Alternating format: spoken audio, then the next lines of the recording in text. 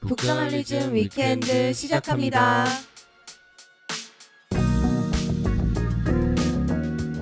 현재를 해설하고 미래를 전망하는 소식을 살펴보는 위크엔드. 이번 이야기는 김혜림 에디터가 준비했습니다. 그래서 제가 잠시 진행을 맡게 됐는데요. 김혜림 에디터, 오늘 어떤 이야기 준비하셨나요? 네, 오늘은 이제 한국 언론에서도 꽤나 다뤄졌고 영미권 언론에서는 아주 핫한 이슈 하나를 소개해드리려고 들고 왔는데요.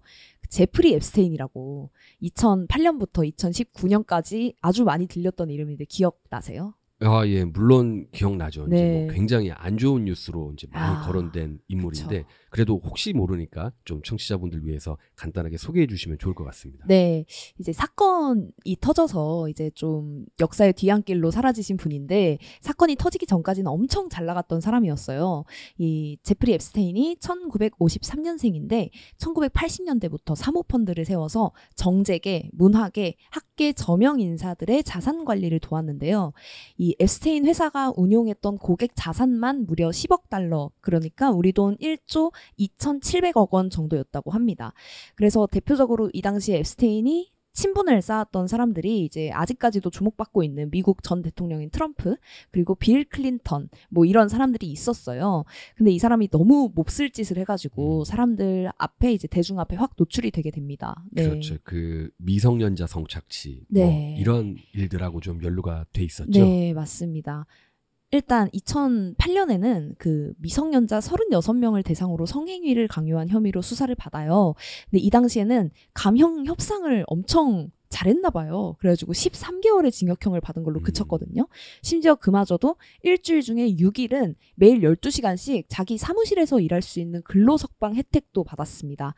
근데 그로부터 11년 후인 2019년에 다시 미성년자 성착취 혐의로 기소가 되는데요. 이때 체포할 때 수사당국이 당초에는 이제 피해자를 30여 명 정도로 파악을 하고 있었는데 추가로 확인된 피해자가 늘어서 총 125명 정도라고 파악이 됐어요. 근데 물론 실제 피해자는 이것보다 훨씬 더 많을 것이다 라고 추산을 하고 있고요. 이게 헤지펀드 매니저 출신의 억만장자가 뭐 모델을 시켜주겠다, 대학을 보내주겠다 하면서 14살 소녀 등의 미성년자들을 유인해서 성놀이개로 삼았다고 합니다. 네. 이게 이 사건 자체가 정말 엄청 충격적이었던 게, 피해자가 125명이라는 게 네. 정말 지금 생각해도 좀 너무 말이 안 된다. 그니까요. 그런 생각이 들더라고요. 예, 이게 범죄 질이 진짜 안 좋은 게, 그 버진 아일랜드에서 본인이 소유한 섬에다가 미성년자들을 데려와가지고 착취를 했다고 하더라고요. 그런데 여기서 멈추지 않고 섬 곳곳에다가 몰래카메라를 설치해두고 권력자들한테 미성년자를 상납해서 그 사람들 약점을 잡으려고 했다고 해요. 그렇게 좀 이제 이것들이 밝혀져가지고 죗값을 치르다가 앱스테인이 죗값을 다 안 받고 2019년에 교도소에 수감된 상태에서 스스로 목숨을 끊게 됩니다. 근데 이게 시기가 좀 묘한 게, 법원 서류에서 이제 성접대 리스크가 공개된 이후 바로 다음 날 사망하게 돼요. 그래서 그때부터 이제 엄청난 이야기들과 또 음모론들이 쏟아지기 시작했습니다. 예, 그렇죠. 그 말씀해 주시니까 저도 기억이 나는 것 같아요. 이제 그 당시에 이게 딱 자살을 한 시기가 너무 공교로워서, 맞아요. 이거 자살 아니다, 타살이다, 예. 뭐 어마어마한 이 권력자들이 그쵸. 네. 뭔가 수를 쓴 거다, 이런 얘기가 엄청 한때 돌았었죠. 맞아요. 앱스테인의 변호사들도 그런 얘기를 했어요. 뭐 부검 결과로 척추골 골절이 나왔는데 이게 앱스테인이 자살을 한 게 아닌 타살을 당했다는 증거다, 이렇게 주장을 했고, 도널드 트럼프도 뭐 이런데 이제 가만히 있을 사람이 아니잖아요. 그래가지고 24시간 자살 감시를 받는 사람이 어떻게 자살로 죽을 수가 있냐, 앱스테인이 빌 클린턴에 대한 정보를 갖고 있기 때문에 죽은 것이다, 이런 보수한 코미디언의 글을 리트윗하면서 이제 빌 클린턴 전 미국 대통령을 앱스테인 죽음의 배후로 지목을 했습니다. 근데 이게 단지 뭐 유명인들, 변호인단만 이야기하는 게 아니라 미국에서는 그냥 모두가 사람들이 만들고 막 퍼뜨리는 밈이 만들어질 정도였어요. 앱스테인은 자살하지 않았다라는 문구가 틱톡 등등에 많이 등장을 하기 시작했고, 각종 짤방들에 붙기 시작을 하면서 누구는 이제 미국에는 이런 문화가 있대요. 뭐 틴더나 힌지 같은 데이트 앱을 사용을 하는데, 거기다 나는 누구의 자살은 진짜 자살로 받아들이고 누구의 자살은 타살이라고 생각한다를 이제 프로필에 언급을 해준다고 하더라고요. 근데 여기서 정말 자주 언급되는 타살이다라는 사람이 이제 제프리 앱스테인일 정도였고, 뭐 암호화폐도 나왔었고 상품도 나왔었고 정말 난리도 아니었습니다. 네. 그렇죠. 그때 당시에 왜 감옥 CCTV가 하필 그 자살한 당일에는 막 꺼져 있었고 네, 네. 그 간수도 잠깐 자리를 비웠었고 뭐 이상한 구석이 굉장히 많았던 네, 것 같아요. 맞아요. 근데 이제 그 2019년에 죽은 사람이니까 이제는 뭐 한 4, 5년이 흐른 거잖아요. 네. 근데 이제 이번에 어떤 그 법원 재판 과정에서 그 문서가 공개가 된 건가요? 네, 맞습니다. 그 앱스테인이 죽기 하루 전에 일부 발표됐던 그 문제의 앱스테인 리스트가 실명과 함께 나온 건데요. 이게 조금 발표됐을 때만 해도 엄청난 파장이 있었어요. 왜냐면 여기 담긴 이름들이 뭐 일론 머스크, 빌 클린턴, 도널드 트럼프와 같은 미국의 유명 정재계 인물도 있고 뿐만 아니라 이제 MIT 명예교수인 노엄 촘스키, 그리고 전 하버드대 총장인 레리 서머스, 심지어는 무함마드 빈 살만도 있다. 왜 그래가지고 뭐 굉장히 이제 사람들이 관심을 많이 가졌었죠. 특히 이 레리 서머스 전 총장이 미국에서 재무장관도 지낸 양반인데 이 앱스테인이 성범죄자로 공식 등록되고 나서도 본인 아내 재단에 1억 원만 후원금 좀 넣어달라 이렇게 부탁한 사실이 드러나가지고 굉장한 반발을 불렀었고요. 이 JP 모건의 제이미 다이먼은 성착취 사실을 알고도 앱스테인 계좌를 유지하고 거래했다는 의혹을 좀 받았습니다. 네. 그 정도 뭔가 조직적인 막 그런 움직임들이 있었다면 이게 대중의 어떤 반발이나 여론도 엄청났을 것 같은데요. 네, 맞아요. 그래서 굉장히 이제 피해자들한테 보상을 많이 했어요. 이 리스트에 적힌 사람들이. 그 JP 모건 같은 경우에는 피해자들한테 2억 9천만 달러의 돈, 그러니까 우리 돈으로 한 3,700억 원 정도 되는데요. 그걸 지급하기로 합의를 했었고, 도이체방크 CEO도 앱스테인 계좌가 불법 행위에 쓰이는 거를 이제 차단하지 못했다라는 감독 책임으로 피해자들한테 967억 원 정도를 지급하기로 합의를 했습니다.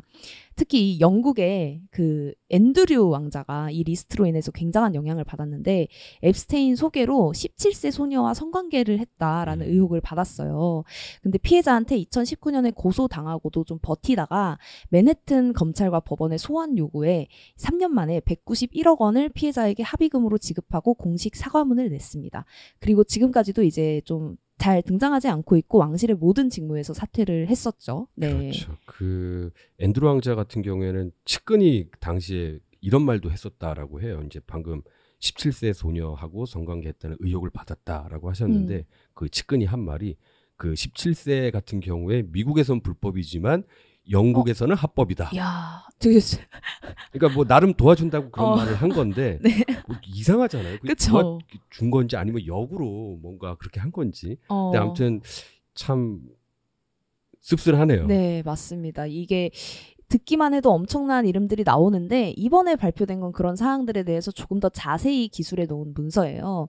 피해자 중에 한 명이 그 앱스테인이 뉴저지주 애틀랜틱 시티에 있는 뭐 트럼프의 카지노 중에 한 곳에 들리자고 했다. 이렇게 발언한 내용도 문건에 포함이 돼서 공개가 됐고 이외에도 많은 유명인들이 앱스테인과 어울렸다는 사실이 드러났습니다.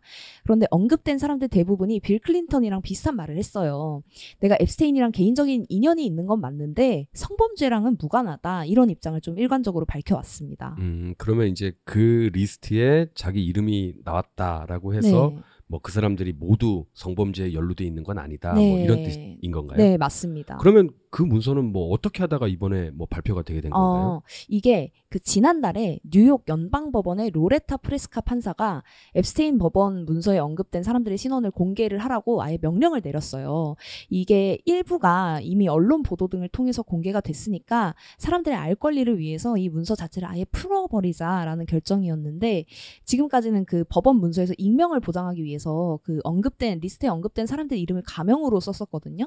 근데 그런 거를 이제 풀어서 완전 실명으로 이제 언급을 하게 된 거고 대신 당시 이제 미성년자였던 피해자의 신원은 모두 계속해서 기밀로 유지하라고 네, 이렇게 덧붙였습니다. 근데 그 실명 공개에 이제 일부 유명 인사들이 이제 직면을 한 거잖아요. 그러니까 이제 좀 반발이 있었어요. 뭐 나는 범죄에 연루된 것도 아닌데 그냥 앱스테인 안다는 이유로 이런 불이익을 받는 건 굉장히 부당하다. 이렇게 항의하기도 했는데 법원은 받아들이지 않았다고 합니다. 예. 네. 이게 실제로 뭐 아직 밝혀진 건 아니지만 그 성범죄에 연루돼 있는 사람들 이야 뭐 말할 것도 없지만 네. 이제 그 리스트에 이름은 올라가 있는데 이게 뭐 앱스타인 회사의 직원이었다거나 네. 뭐 어떤 변호와 관련된 네. 쪽에 뭐 직원이라거나 이런 분들은 그냥 무턱대고 그쵸, 그쵸. 너도 이름이 올라왔네라고 너도 하면 오해를 성범죄자야? 좀 받을 수 이렇게. 있을 것 같아요. 그쵸. 그래서 이게 알 권리가 더 중요하다라고 법원은 판단을 했네요. 그래도. 네, 그쵸.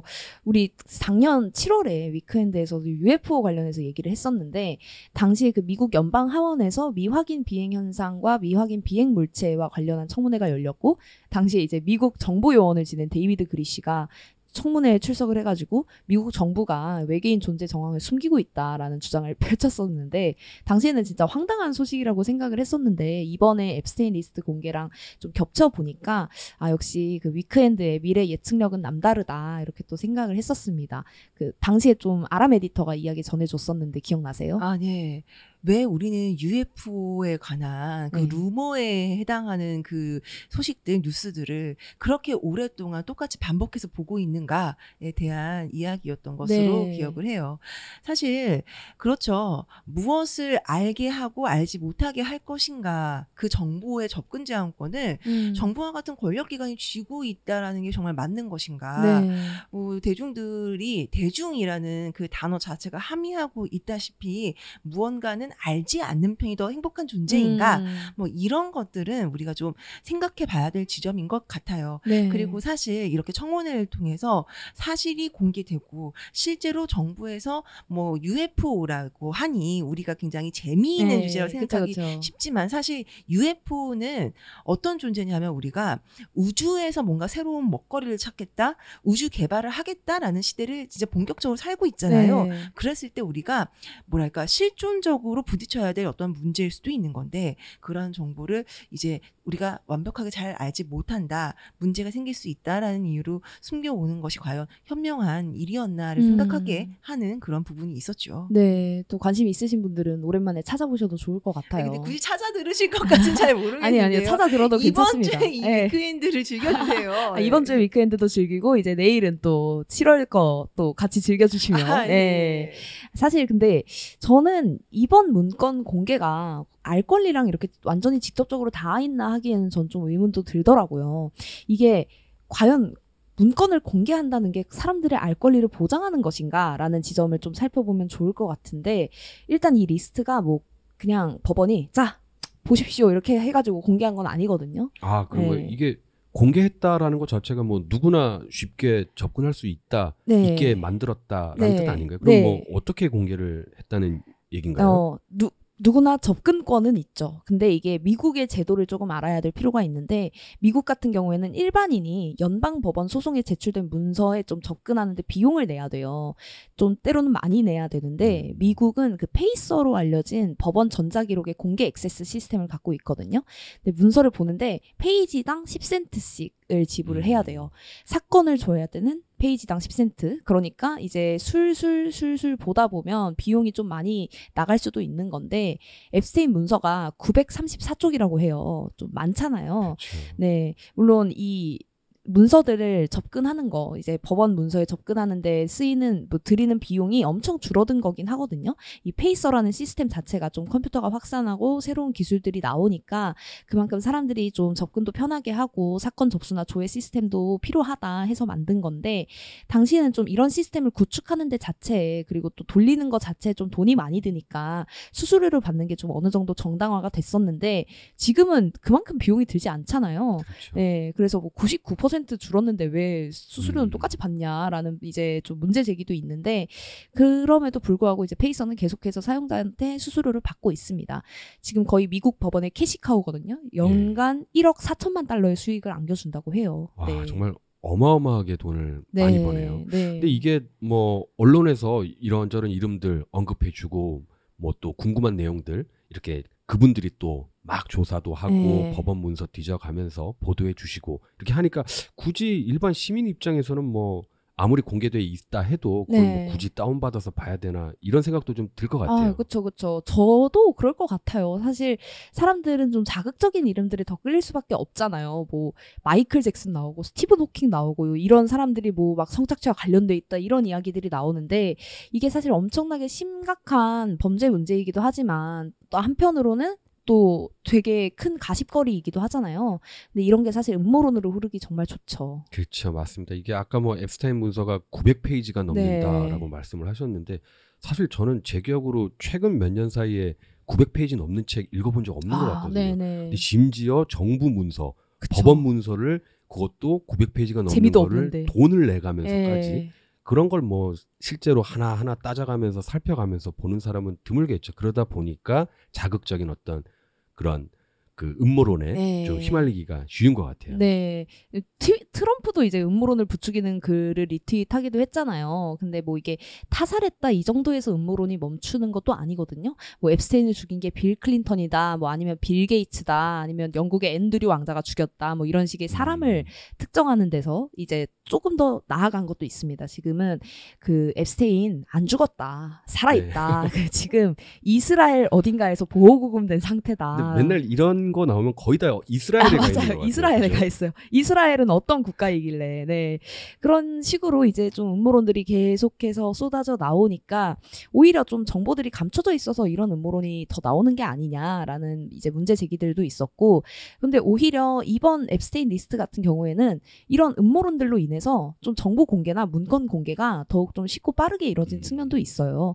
뭐 잘못이 있냐 없냐와는 무관하게 이상하게 좀 가해자로 몰리는 거를 좀 막아야 하니까 정보를 공개하는데 좀 힘을 불어 넣어준 셈이죠. 네. 이게 우리가 음모론이라고 하면 일단은 무작정 나쁜 것이라고만 네. 생각하기 쉬운데 방금 말씀하신 그런 측면에서는 또 음모론이 좀 긍정적으로 어떤 영향을 미치는 부분도 있겠네요. 네, 그렇죠, 그렇죠. 그래도 뭐 사실 좋다고만도 볼 수는 없는 게 또 음모론인데 이 유명인의 이름이라는 게 엄청난 무게감을 가지잖아요. 그런 좀 이름들 혹은 이제 매력적인 권력의 음모들을 안다는 것 이런 데서 좀 감춰져가지고 정작 그 피해자들의 피해를 좀 어떻게 막을 수 있고 이런 말도 안 되는 일이 재발하지 않기 위해서는 좀 어떻게 해야 하는지 등 좀 생산적인 논의들은 뒤로 미뤄진 측면들이 있거든요. 이게 과연 그냥 알 권리를 제대로 실현하고 충족하는 방향인지에 대해서 좀 의문이 들 수 있는 상황이고, 뭐 앱스테인 리스트가 그냥 공개된다고 해가지고 그 알 권리가 뭐 잘 확산이 돼서 뭐 이제 긍정적으로 변해간다라는 게 이제 자동적인 건 아니잖아요. 그렇죠. 그러니까 또 뭐 오히려 불필요한 소음들 또 가십들을 만들어서 본질을 가리는 건 아닐까라는 좀 생각도 해볼 수 있을 것 같습니다. 예, 맞습니다. 이 진짜 진정한 알 권리를 위해서는 이제 그냥 정보를 무턱대고 막 이렇게 그냥 뿌려대는 공개하는 그것 이상의 뭔가가 좀 필요할 것 같아요. 네, 맞아요. 사실 오늘 들고 온 이슈는 미국 영미권 이야기지만 지금 우리나라의 지금 상황과도 좀 무관하지 않은 이야기인 것 같아요. 이제 얼마 전에 그 더불어민주당 이재명 대표가 피습 당했잖아요.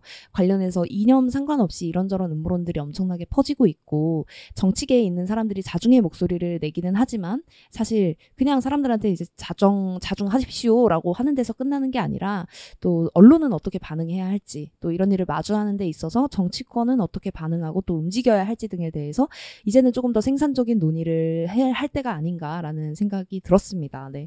그냥 우리가 뭐 앱스테인 리스트에 있는 이름들을 안다고 해서 그 진실들을 안다고 해서 현실이 저절로 바뀌는 건 또 아니니까요. 네. 네, 정말 그런 것 같아요. 이게 뭐 정보가 있다라고 해서 그것 자체로 힘을 발휘하는 시대는 이제 조금은 지나지 않았나라는 생각이 듭니다. 이 정보를 어떻게 해석을 하고 또 더 이용하기 편하게 제공하고 또 그 정보들을 바탕으로 우리가 어떻게 행동을 해야 되고 뭐 이런 것들에 대해서도 한번 좀 생각을 해보면 좋을 것 같습니다. 자, 그러면 오늘은 이제 그 앱스타인 이야기로 시작해서 정보, 알 권리 이런 이야기까지 한번 나눠봤는데요. 이번 주 위크엔드는 여기서 마무리하겠습니다. 북저널리즘 위크엔드는 북저널리즘 웹사이트와 애플 팟캐스트, 스포티파이, 네이버 오디오 클립, 유튜브에서도 만나보실 수 있습니다.